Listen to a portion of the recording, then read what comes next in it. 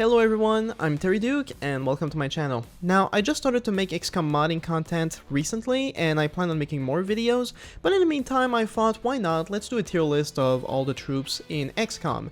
Next up I'll be doing all of the aliens, which will be a lot more intense because there's more variety, but for now let's do the classes. So in XCOM, if you include all of the DLCs, you basically have the 4 main soldier classes. You have the Psi Operative, and from one of the DLCs you have the Spark, which is like a mech trooper from the first game, and then from more of the Chosen we have the 3 main heroes, the Reaper, the Skirmisher, and the Templar. Now keep in mind when I'm making these comparisons, I'm taking into account all of the late game weapons and late game skills that some of these troops can achieve, and how much you can get out of everything. So starting with the Grenadier, we're gonna put him on A. I mean, the Grenadier is simple, right? It's all about doing as much damage and as wide an area as possible. Usually they're very good for wearing enemies down with grenades, as well as destroying cover, making the aliens easy pickings for the other troops. But even by themselves, they're very powerful. Their weapons are some of the most powerful in the game, and by design they have a bit more HP and resistance than the other troops. So really they're pretty straightforward. Obviously in a game like XCOM you don't want to jump into the aliens right away, but if you do end up in a full-on fight, the Grenadier is the best troop you can get for that.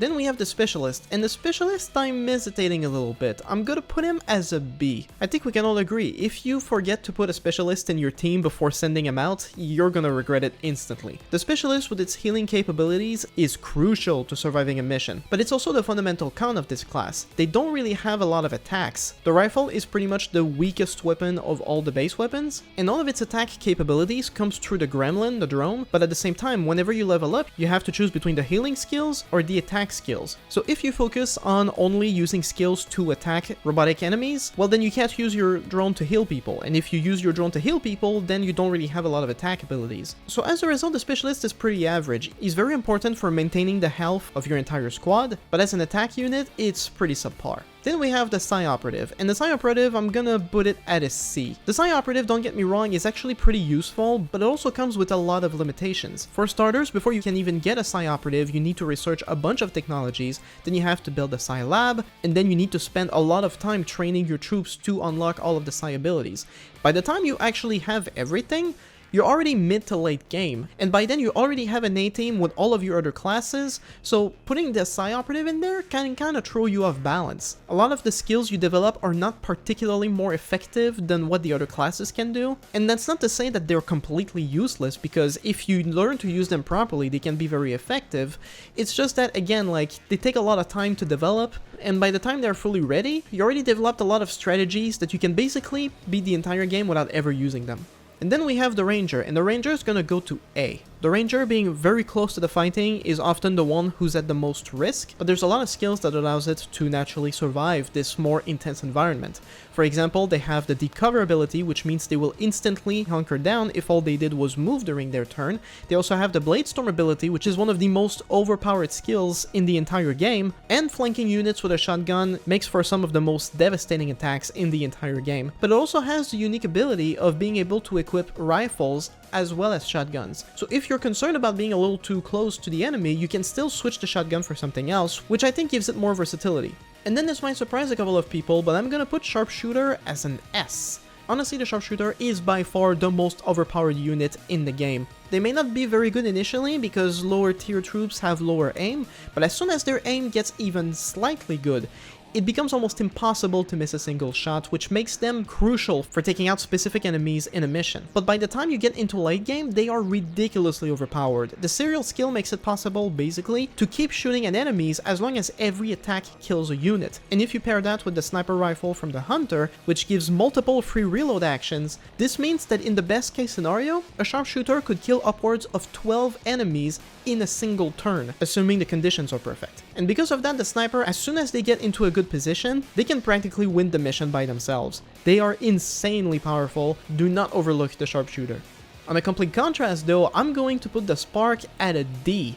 The Spark is reminiscent of the mechs in the first XCOM game, but unlike them, The Spark is largely unimpressive. Its base aim is fairly low, meaning that even with their high weaponry, they don't have a really good chance of even hitting the targets. There are big targets that can't take cover, so they tend to get injured very quickly, if not die altogether. It's got the punching ability, which is pretty badass, but the sword attack from the Ranger and the arc attack from the Templar is just more effective, so it's like, who cares about that? Don't get me wrong, the Spark can be pretty badass, but I think it's got the steepest learning curve of all the other classes. Once you've got it leveled up, it's fairly effective, but its attacks are barely more effective than the Specialist class, so really I'm not impressed with the Spark. And that brings us to the Reaper, and the Reaper is gonna go for a B. Obviously the Reaper is highly focused on stealth, and that makes it very effective for ambushes and scouting. Because they have a much shorter range for getting caught, you can really send them ahead of your squad to spot all of the enemies before you even fight them.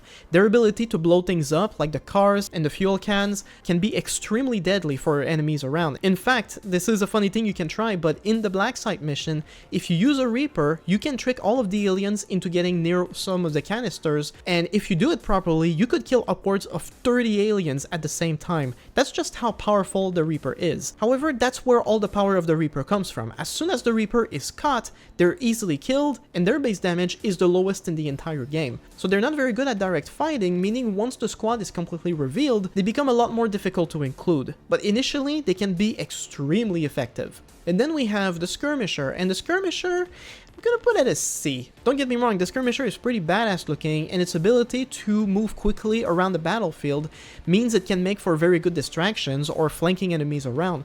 The problem though is that the Skirmisher, at least early on, does not have a very good aim, and their weapon is not particularly powerful either. So a lot of their strategies rely on using their unique skills, but their unique skills have a lot of cooldowns, they have a lot of limitations, they don't work on every type of unit, and so they make for a decent support unit overall, but they're not that impressive. Even their Ripjack attack is similar to the Bladestorm skill in that they can do a melee attack on anyone that gets close, but what I noticed about the Skirmisher is that they're very inaccurate with that attack. They very often miss, which is really frustrating. So all in all, the Skirmisher, pretty cool, it adds a bit of variety, but by itself, it's not really powerful.